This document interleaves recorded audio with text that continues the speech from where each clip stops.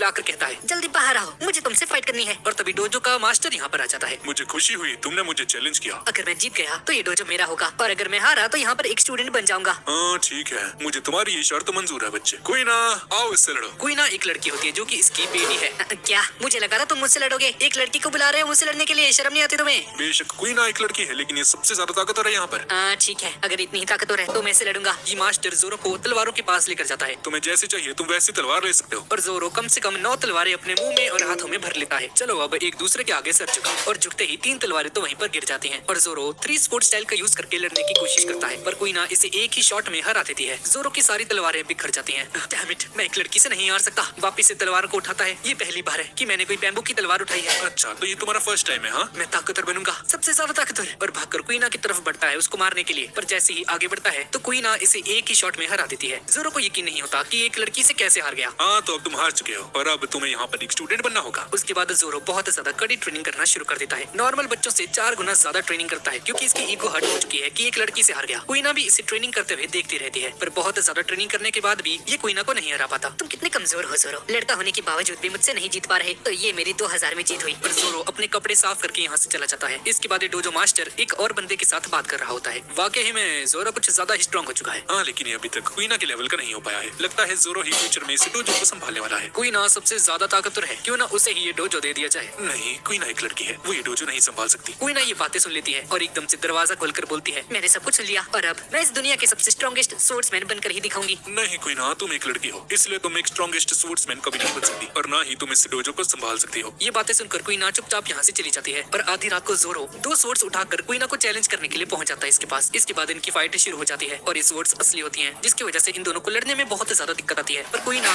जोरो को फिर से हरा देती है और जोरो रोने लग जाता है कि एक लड़की से कैसे हार रहा है बार बार। तुम लकी हो जो कि एक लड़की पैदा हुए हो, मैं तो धीरे धीरे बड़ी होती जा रही हूँ और एक औरत में बदलती जा रही हूँ, और मैं दुनिया की सबसे ताकतवर स्पोर्ट्समैन कभी नहीं बन सकती। ये क्या कह रही हो तुम? हाँ, तुम मुझसे ज्यादा ताकतवर हो, तुम पक्का वर्ल्ड की सबसे खतरनाक स्पोर्ट्समैन बनकर दिखाओगी, और उसके बाद हम दोनों उस टाइटल के लिए लड़ेंगे आपस में। जोरो इसे बहुत ज्यादा मोटिवेट करता है और अगले दिन से क्वीना और भी ज्यादा मेहनत करने लगती है और जोरो भी अपनी ट्रेनिंग का लेवल बढ़ा देता है। एक दिन जोरो ट्रेनिंग कर रहा होता है और 3 बच्चे इसके पास आकर इसे बताते हैं कि क्वीना मर चुकी है। जोरो को इसकी बात सुनकर यकीन ही नहीं होता है। उसके बाद हम देखते हैं कि क्वीना की अर्थी को ले जाया जा रहा होता है और एक आदमी बताता है कि इसका सीढ़ियों पर से पैर फिसल गया, जिसकी वजह से इसकी मौत हो चुकी है। अगले दिन जोरो बहुत ज्यादा कड़ी ट्रेनिंग करना शुरू कर देता है और जब बहुत ज्यादा स्ट्रॉन्ग हो गया तो उसके मास्टर ने उसे अपने पास बुलाया। मुझे क्वीना की बहुत ज्यादा याद आती है। क्वीना का नाम सुनते ही जोरो रोने लग जाता है। क्वीना का सपना अब तुम पूरा करोगे जोरो। जी, अब मैं इतना ज्यादा स्ट्रॉन्ग बनूंगा कि मेरा नाम स्वर्ग तक सुनाई देगा। ये लो जोरो, क्वीना की स्वॉर्ड मैं तुम्हें देता हूँ। और मास्टर इसे क्वीना की स्वॉर्ड दे देते हैं। इसे कभी खोना मत। जोरो उसे स्वॉर्ड को देखकर बहुत ज्यादा रोने लग जाता है और इसके बाद जोरो बड़ा हो जाता है और बहुत ज्यादा खतरनाक बन चुका है और अपनी ट्रेनिंग को कंप्लीट करके क्वीना को श्रद्धांजलि देने के लिए उसकी कब्र के पास जाता है। मास्टर, अब मैं जा रहा हूँ क्वीना का सपना पूरा करने के लिए। इसके बाद हम वापस से प्रेजेंट में आ जाते हैं और जोरो उठ जाता है और देखता है कि लूफी और उसॉप दोनों कैनन फायर ट्रेनिंग कर रहे हैं और ये दोनों एक पत्थर को उड़ा देते हैं कैनन फायर करके। अब इसके बाद सभी लोग किचन के अंदर बैठे होते हैं कैनन फायर करके। अब इसके बाद सभी लोग किचन के अंदर बैठे होते हैं और तभी अचानक से शिप के अंदर कोई घुस आता है और ये बंदा एक पायरेट हंटर होता है और एक तलवार लेकर बोलता है, तुम लोग जल्दी से बाहर आओ। तुम कौन हो? मैं तुम्हारा सर लेने आया हूँ, मैं एक पायरेट हंटर हूँ, मैंने बहुत सारे पायरेट्स को मारा है। जोरो ये सब कुछ सुन रहा होता है। ये आवाज मैंने कहीं सुनी हुई है। साले तो हमारी शिप पे पहुंचा कैसे? हाँ, तेरी ऐसी कितने से रुक तू। लूफी अपने हाथों को बड़ा करता है और इसे नीचे फेंक देता है और तभी जोरो यहाँ पर पहुंच जाता है।